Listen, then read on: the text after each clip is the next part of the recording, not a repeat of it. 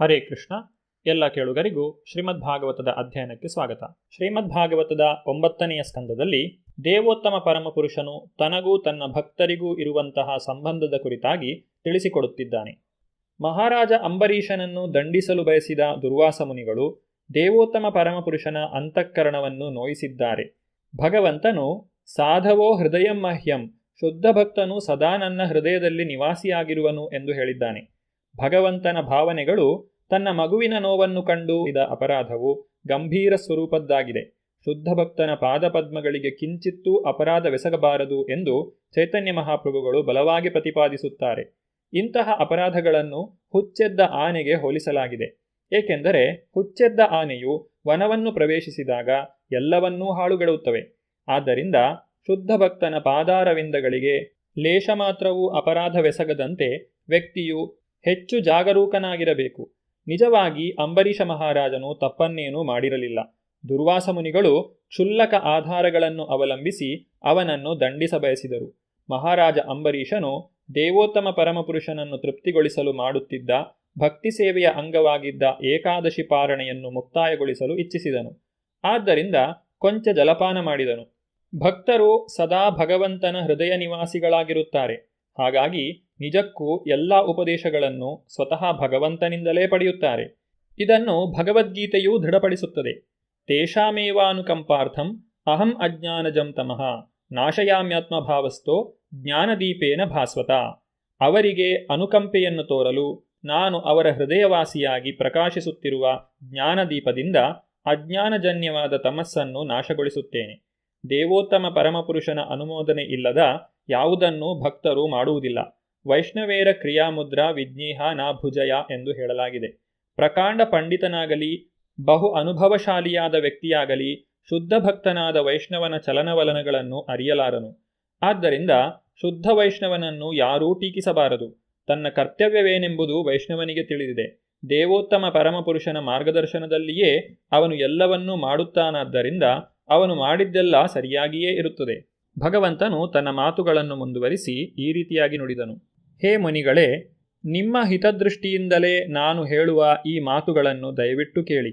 ಮಹಾರಾಜ ಅಂಬರೀಷನಿಗೆ ಅಪಚಾರ ಮಾಡಿ ನೀವು ಈರ್ಷೆಯಿಂದ ವರ್ತಿಸಿರುವಿರಿ.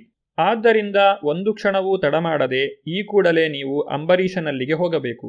ಅಗಾಧ ಶಕ್ತಿವಂತನೆಂದು ಹೇಳಿಕೊಳ್ಳುವವರ ಶಕ್ತಿಯು ಭಕ್ತರ ಮೇಲೆ ಪ್ರಯೋಗವಾದಾಗ ಅದು ನಿಜವಾಗಿ ಪ್ರಯೋಗಿಸಿದಾತನನ್ನೇ ಘಾತಗೊಳಿಸುತ್ತದೆ.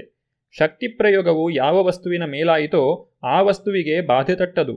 ಬಾಧೆ ಏನಿದ್ದರೂ ಶಕ್ತಿ ಪ್ರಯೋಗ ಮಾಡಿದವನಿಗೆ. ಭಗವಂತನ ಭಕ್ತರಲ್ಲದವರಿಗೆ ಭಕ್ತರು ಮತ್ಸರದ ವಸ್ತು. ಇಲ್ಲಿ ಒಂದು ವಾಸ್ತವಿಕ ಉದಾಹರಣೆಯನ್ನು ಕೊಡಬಹುದು. ಹಿರಣ್ಯಕಶಿಪುವಿಗೆ ಪ್ರಹ್ಲಾದ ಮಹಾರಾಜನ ಬಗ್ಗೆ ಈರ್ಷೆ ಇದ್ದಿತು. ಆದರೆ ಭಕ್ತನ ಬಗೆಗಿನ ಈ ಮತ್ಸರ ಭಾವವು ಹಿರಣ್ಯಕಶಿಪುವನ್ನೇ ಘಾತಿಸಿತಲ್ಲದೆ ಪ್ರಹ್ಲಾದನನ್ನಲ್ಲ. ಹಿರಣ್ಯಕಶಿಪುವು ತನ್ನ ಮಗನಾದ ಪ್ರಹ್ಲಾದ ಮಹಾರಾಜನ ಬಗೆಗೆ ತೆಗೆದುಕೊಂಡ ಪ್ರತಿಯೊಂದು ಕ್ರಮವನ್ನು ದೇವೋತ್ತಮ ಪರಮಪುರುಷನು ಗಂಭೀರವಾಗಿ ಪರಿಗಣಿಸುತ್ತಿದ್ದನು. ಹಿರಣ್ಯಕಶಿಪುವು ಪ್ರಹ್ಲಾದನನ್ನು ಕೊಲ್ಲಬೇಕೆಂದಿದ್ದಾಗ ಭಗವಂತನು ಪ್ರತ್ಯಕ್ಷನಾಗಿ ಬಂದು ಹಿರಣ್ಯಕಶಿಪುವನ್ನು ವಧಿಸಿದನು. ವೈಷ್ಣವನಿಗೆ ಮಾಡಿದ ಸೇವೆಯು ಕ್ರಮೇಣ ವರ್ಧಿಸಿ ಭಕ್ತನ ಆಸ್ತಿಯಾಗುತ್ತದೆ. ಅದೇ ರೀತಿ ಭಕ್ತನನ್ನು ಗುರಿಯಾಗಿಟ್ಟುಕೊಂಡು ಮಾಡುವ ದುಷ್ಕಾರ್ಯಗಳು ಕ್ರಮೇಣ ಅಕೃತ್ಯವೆಸಗಿದವನ ಅಂತಿಮ ಅವನತಿಗೆ ಕಾರಣವಾಗುತ್ತದೆ. ದುರ್ವಾಸರು ಬಹುಶ್ರೇಷ್ಠ ಬ್ರಾಹ್ಮಣರೂ ಪ್ರಖ್ಯಾತ ಯೋಗಿಗಳೂ ಆಗಿದ್ದರೂ ಕೂಡ ಶುದ್ಧ ಭಕ್ತನಾದ ಅಂಬರೀಷ ಮಹಾರಾಜನ ಪಾದಕಮಲಗಳಿಗೆ ಅಪಚಾರವೆಸಗಿದ್ದರಿಂದ ಅಪಾಯಕಾರಿ ಸನ್ನಿವೇಶವನ್ನು ಎದುರಿಸಬೇಕಾಗಿ ಬಂತು. ತಪೋವಿದ್ಯಾ ಚ ವಿಪ್ರಾಣಾಂ ನಿಶ್ರೇಯಸ್ಸಕರೇ ಉಭೇ ತೇ ಏವ ದುರ್ವಿನೀತಸ್ಯ ಕಲ್ಪೇತೆ ಕರ್ತುರನ್ಯಥಾ. ಬ್ರಾಹ್ಮಣನಿಗೆ ತಪಶ್ಚರ್ಯ ಮತ್ತು ವಿದ್ಯಾರ್ಜನೆ ಇವೆರಡೂ ಮಂಗಳಕರವಾದವು. ಸೌಮ್ಯನಲ್ಲದ ವ್ಯಕ್ತಿಯು ಇವುಗಳನ್ನು ಪಡೆದರೆ ಆ ವಿದ್ಯೆಯೂ ತಪಸ್ಸು ಬಹು ಅಪಾಯಕಾರಿಯಾಗುವುವು. ರತ್ನಾಭರಣವು ಬಹಳ ಬೆಲೆಯುಳ್ಳದ್ದೆಂದು ಹೇಳುವರು. ಅಂತಹ ರತ್ನಾಭರಣವು ಸರ್ಪದ ಹೆಡೆಯ ಮೇಲಿದ್ದರೆ ಅದರ ಬೆಲೆ ಎಷ್ಟಾದರೂ ಅಪಾಯಕಾರಿ. ಅದೇ ರೀತಿ ಪ್ರಾಪಂಚಿಕನಾದ ಭಕ್ತನಲ್ಲದವನು ವಿದ್ಯೆ ಮತ್ತು ತಪಸ್ಸುಗಳಲ್ಲಿ ಮಹತ್ ಸಾಧನೆ ಮಾಡಿದರೂ ಆ ಸಾಧನೆಯು ಸಮಾಜಕ್ಕೆ ಅಪಾಯಕಾರಿ. ಉದಾಹರಣೆಗೆ, ತಾವು ದೊಡ್ಡ ವಿಜ್ಞಾನಿಗಳೆಂದು ಹೇಳಿಕೊಳ್ಳುವವರು ಇಡೀ ಮನುಕುಲಕ್ಕೆ ಅಪಾಯಕಾರಿಯಾದ ಅಣ್ವಸ್ತ್ರಗಳನ್ನು ಕಂಡುಹಿಡಿದಿದ್ದಾರೆ. ಆದ್ದರಿಂದ ಮಣಿನಾಭೂಷಿತ ಸರ್ಪ ಕಿಮಸೌನ ಭಯಂಕರಃ ಎಂದು ಹೇಳಲಾಗಿದೆ.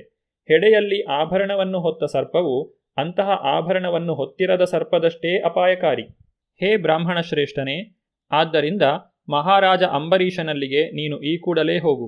ನಿನಗೆ ಸಕಲ ಸೌಭಾಗ್ಯಗಳೂ ಒದಗಿ ಬರಲೆಂದು ಕೋರುತ್ತೇನೆ. ಅಂಬರೀಷ ಮಹಾರಾಜನನ್ನು ನೀನು ತೃಪ್ತಿಗೊಳಿಸುವೆಯಾದರೆ ನಿನಗೆ ಶಾಂತಿಯು ಲಭಿಸುವುದು. ಶುಕದೇವ ಗೋಸ್ವಾಮಿಗಳು ಮುಂದೆ ಅಂಬರೀಷ ಮಹಾರಾಜನು ಸುದರ್ಶನ ಚಕ್ರವನ್ನು ಕುರಿತು ಪ್ರಾರ್ಥಿಸಿದ್ದನ್ನು ಮತ್ತು ಆ ಸುದರ್ಶನ ಚಕ್ರವು ದುರ್ವಾಸ ಮುನಿಗಳಿಗೆ ತೋರಿದ ಕರುಣೆಯನ್ನು ತಿಳಿಸಿಕೊಡುತ್ತಾರೆ. ದೇವೋತ್ತಮ ಪರಮಪುರುಷನಾದ ವಿಷ್ಣುವಿನ ಅಪ್ಪಣೆಯ ಪ್ರಕಾರ ದುರ್ವಾಸ ಮುನಿಯು ಅಂಬರೀಷ ರಾಜನಲ್ಲಿಗೆ ತಕ್ಷಣವೇ ತೆರಳಿ ಅವನ ಪಾದಪದ್ಮಗಳಿಗೆ ಎರಗಿದನು. ಅಂಬರೀಷ ಮಹಾರಾಜನು ವಿನಯವಂತ ಮತ್ತು ಸಾಧು ಸ್ವಭಾವದವನು. ದುರ್ವಾಸ ಮುನಿ ತನ್ನ ಕಾಲಿಗೆ ಬಿದ್ದದ್ದನ್ನು ಕಂಡು ಅವನಿಗೆ ಸಂಕೋಚವೂ ನಾಚಿಕೆಯೂ ಆಯಿತು. ಅಂತಲೇ ದುರ್ವಾಸ ಮುನಿಗಳನ್ನು ಉಳಿಸಲು ಸುದರ್ಶನ ಚಕ್ರವನ್ನು ಪ್ರಾರ್ಥಿಸಲಾರಂಭಿಸಿದನು. ಈ ಸುದರ್ಶನ ಚಕ್ರವಾದರೂ ಎಂತಹದ್ದು! ದೇವೋತ್ತಮ ಪರಮಪುರುಷನ ಒಂದು ಓರೆನೋಟ ಈ ಸುದರ್ಶನ ಚಕ್ರ. ಆತನು ಇಡೀ ಐಹಿಕ ಪ್ರಪಂಚವನ್ನು ಸೃಷ್ಟಿಸಿದ್ದು ಇದರಿಂದಲೇ. ಸ ಐಕ್ಷತ ಸ ಅಸೃಜತ, ಇದು ವೇದದ ಮಾತು. ಸೃಷ್ಟಿ ಮೂಲವೂ ಭಗವಂತನಿಗೆ ಬಹುಪ್ರಿಯವೂ ಆದ ಈ ಸುದರ್ಶನ ಚಕ್ರದಲ್ಲಿ ಸಾವಿರಾರು ಅರೆಗಳಿವೆ. ಈ ಸುದರ್ಶನ ಚಕ್ರ ಇತರ ಎಲ್ಲ ಆಯುಧಗಳ ಶಕ್ತಿಯನ್ನು ಕೊಲ್ಲುವಂತಹದ್ದು, ಕತ್ತಲನ್ನು ಸಂಹರಿಸುವಂತಹದ್ದು ಮತ್ತು ಭಕ್ತಿ ಸೇವೆಯ ಬಲವನ್ನು ಮೂರ್ತೀಕರಿಸುವಂತಹದ್ದು. ಅದು ಧರ್ಮತತ್ವಗಳ ಸ್ಥಾಪನೆಗೆ ಸಾಧನ, ಎಲ್ಲ ಅಧರ್ಮ ಕೃತ್ಯಗಳ ಹಂತಕ.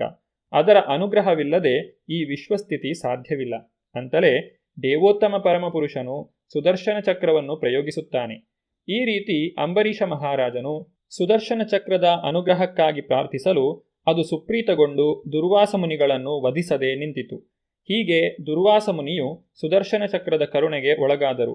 ಅಷ್ಟೇ ಅಲ್ಲ, ವೈಷ್ಣವನು ಒಬ್ಬ ಸಾಧಾರಣ ಮನುಷ್ಯ ಎಂಬ ಕೆಟ್ಟ ವಿಚಾರವನ್ನು ಮನಸ್ಸಿನಿಂದ ದೂರ ಮಾಡಿದನು. ಈ ಘಟನೆಯ ಬಳಿಕ ಅಂಬರೀಷ ಮಹಾರಾಜನು ದುರ್ವಾಸ ಮುನಿಗಳಿಗೆ ಸಮೃದ್ಧ ಆಹಾರವನ್ನು ನೀಡಿ ತಾನೂ ಪ್ರಸಾದವನ್ನು ಸ್ವೀಕರಿಸಿದನು.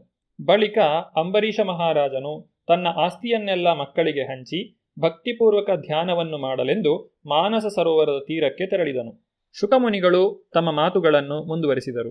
ಸುದರ್ಶನ ಚಕ್ರದಿಂದ ಬಹುವಾಗಿ ಪೀಡಿತರಾದ ದುರ್ವಾಸ ಮುನಿಗಳು ಶ್ರೀವಿಷ್ಣುವಿನ ಅಪ್ಪಣೆಯ ಪ್ರಕಾರ ಅಂಬರೀಷ ಮಹಾರಾಜನ ಬಳಿಗೆ ತಕ್ಷಣವೇ ತೆರಳಿದರು. ತುಂಬಾ ನೋವನ್ನು ಉಂಡದ್ದರಿಂದ ಮುನಿಗಳು ಹಾಗೆಯೇ ಕುಸಿದು ರಾಜನ ಪಾದಪದ್ಮಗಳನ್ನು ಹಿಡಿದುಕೊಂಡರು. ದುರ್ವಾಸರು ಈ ರೀತಿಯಾಗಿ ತನ್ನ ಪಾದವನ್ನು ಮುಟ್ಟಲು ಅಂಬರೀಷ ಮಹಾರಾಜನಿಗೆ ಬಹು ನಾಚಿಕೆಯಾಯಿತು. ದುರ್ವಾಸರು ಪ್ರಾರ್ಥನೆ ಮಾಡಲು ಪ್ರಯತ್ನಿಸುತ್ತಿರುವುದನ್ನು ಕಂಡು ದಯಾಪೂರ್ಣತೆಯಿಂದ ಇನ್ನಷ್ಟು ದುಃಖಿತನಾಗಿ ತಾನೂ ದೇವೋತ್ತಮ ಪರಮಪುರುಷನ ಮಹಾ ಆಯುಧವನ್ನು ಕುರಿತು ಪ್ರಾರ್ಥಿಸತೊಡಗಿದನು. ಅಂಬರೀಷ ಮಹಾರಾಜನು ಪ್ರಾರ್ಥಿಸಿದನು, ಹೇ ಸುದರ್ಶನ ಚಕ್ರವೇ, ನೀನು ಬೆಂಕಿ, ನೀನೇ ಅತ್ಯಂತ ಬಲಶಾಲಿಯಾದ ಸೂರ್ಯನು, ನೀನು ಚಂದ್ರ, ಎಲ್ಲ ಜ್ಯೋತಿಮಂಡಲದ ರಾಜ, ನೀನೇ ನೆಲ, ಜಲ ಮತ್ತು ಆಕಾಶ, ನೀನು ವಾಯು, ನೀನೇ ಪಂಚ ಇಂದ್ರಿಯ ವಸ್ತು, ಶಬ್ದ, ಸ್ಪರ್ಶ, ರೂಪ, ರಸ ಮತ್ತು ಗಂಧ. ಅಷ್ಟೇಕೆ, ನೀನೇ ಇಂದ್ರಿಯಗಳೂ ಆಗಿರುವೆ. ದೇವೋತ್ತಮ ಪರಮಪುರುಷನಾದ ಅಚ್ಯುತನಿಗೆ ಅತ್ಯಂತ ಪ್ರಿಯನಾದ ಸುದರ್ಶನನೇ, ನಿನಗೆ ಸಾವಿರಾರು ಅರೆಗಳಿವೆ. ಹೇ ಐಹಿಕ ಪ್ರಪಂಚಾಧಿಪತಿಯೇ, ಎಲ್ಲ ಆಯುಧಗಳ ವಿನಾಶಕನೇ, ದೇವೋತ್ತಮನ ಮೂಲದರ್ಶನನೇ, ನಿನಗೆ ನನ್ನ ಗೌರವಪೂರ್ಣ ಪ್ರಣಾಮಗಳು. ಈ ಬ್ರಾಹ್ಮಣನಿಗೆ ಸ್ವಸ್ತಿಯನ್ನು ಆಶ್ರಯವನ್ನು ದಯಮಾಡು. ಹೇ ಸುದರ್ಶನ ಚಕ್ರವೇ, ನೀನೇ ಧರ್ಮ, ನೀನೇ ಸತ್ಯ, ನೀನೇ ಪ್ರೇರಣಾತ್ಮಕ ವಚನ, ನೀನು ಯಜ್ಞ ಹಾಗೂ ಯಜ್ಞಫಲದ ಭೋಗಿ ಕೂಡ. ಇಡೀ ವಿಶ್ವದ ಸ್ಥಿತಿ ನಿನ್ನದೇ ಆಗಿದೆ. ದೇವೋತ್ತಮ ಪರಮಪುರುಷನ ಕೈಯಲ್ಲಿ ನೀನು ಅತ್ಯಂತ ಲೋಕೋತ್ತರ ಶಕ್ತಿಯಾಗಿರುವೆ. ನೀನು ಭಗವಂತನ ಮೂಲ ದರ್ಶನವಾದ್ದರಿಂದಲೇ ನಿನ್ನನ್ನು ಸುದರ್ಶನ ಎಂದು ಕರೆಯುತ್ತಾರೆ. ಪ್ರತಿಯೊಂದು ನಿನ್ನ ಕ್ರಿಯೆಯಿಂದಲೇ ಸೃಷ್ಟಿಯಾಯಿತು. ಆದ್ದರಿಂದಲೇ ನೀನು ಸರ್ವವ್ಯಾಪಿ. ಸುದರ್ಶನ ಎಂದರೆ ಒಳ್ಳೆಯ ದರ್ಶನ ಎಂದರ್ಥ. ವೇದೋಪದೇಶದ ಪ್ರಕಾರ ಈ ಐಹಿಕ ಪ್ರಪಂಚದ ಸೃಷ್ಟಿ ದೇವೋತ್ತಮ ಪರಮಪುರುಷನ ಓರೆಗಣ್ಣಿನ ನೋಟದಿಂದ ಆಗಿದೆ ಎಂದು ನಾವು ಅರಿತಿದ್ದೇವೆ. ಸ ಐಕ್ಷತ ಸ ಅಸೃಜತ. ದೇವೋತ್ತಮ ಪರಮಪುರುಷನು ಮಹತ್ತತ್ವ ಅಥವಾ ಸಮಗ್ರ ಐಹಿಕ ಶಕ್ತಿಯ ಕಡೆನೋಟ ಬೀರಿದಾಗ ಅದು ಕ್ಷೋಭೆಗೊಂಡು ಈ ಎಲ್ಲವೂ ಅಸ್ತಿತ್ವಕ್ಕೆ ಬಂದಿತು. ಹೇ ಸುದರ್ಶನ, ನಿನ್ನ ಹೊಕ್ಕಳು ಬಹು ಪವಿತ್ರವಾದದ್ದು. ಆದ್ದರಿಂದಲೇ ನೀನು ಎಲ್ಲ ಧರ್ಮಕ್ಕೂ ಆಶ್ರಯ ನೀಡುವವನು. ಅಧರ್ಮಿ ರಾಕ್ಷಸರಿಗಂತೂ ನೀನು ಅಶುಭಕರವಾದ ಧೂಮಕೇತುವಿನ ಹಾಗೆ. ನಿಜಕ್ಕೂ ನೀನು 3 ಲೋಕಗಳ ಸ್ಥಿತಿಪಾಲಕನು. ನಿನ್ನದು ದಿವ್ಯಪೂರ್ಣ ಪ್ರಭೆ. ಮನೋವೇಗದಷ್ಟು ಚುರುಕಾದ ನೀನು ಅದ್ಭುತವಾಗಿ ಕೆಲಸ ಮಾಡಬಲ್ಲೆ. ಸಕಲ ವಂದನೆಗಳನ್ನು ನಿನಗರ್ಪಿಸುತ್ತಾ ನಾನು ನಮಃ ಎಂದು ಮಾತ್ರ ಹೇಳಬಲ್ಲೆನಷ್ಟೇ. ಮೇಲುವರ್ಗವಾಗಲಿ ಅಥವಾ ಕೆಳವರ್ಗದ ನೀಚ ಹಾಗೂ ದೈತ್ಯರನ್ನಾಗಲಿ ಭೇದವಿಲ್ಲದೆ ಒಂದೇ ರೀತಿಯಲ್ಲಿ ಪರಿಗಣಿಸುವ ಕಾರಣ ಭಗವಂತನ ಚಕ್ರ ಸುದರ್ಶನ ಎನಿಸಿಕೊಂಡಿದೆ. ದುರ್ವಾಸ ಋಷಿಗಳು ನಿಶ್ಚಯವಾಗಿ ಶಕ್ತಿಯುತ ಬ್ರಾಹ್ಮಣರೇ ಸರಿ. ಆದರೆ ಅವರು ಭಕ್ತ ಅಂಬರೀಷ ಮಹಾರಾಜನ ವಿರುದ್ಧ ಮಾಡಿದ ಕೆಲಸ ಅಸುರರ ಕೃತ್ಯಗಳಿಗಿಂತ ಕಡಿಮೆಯೇನಲ್ಲ.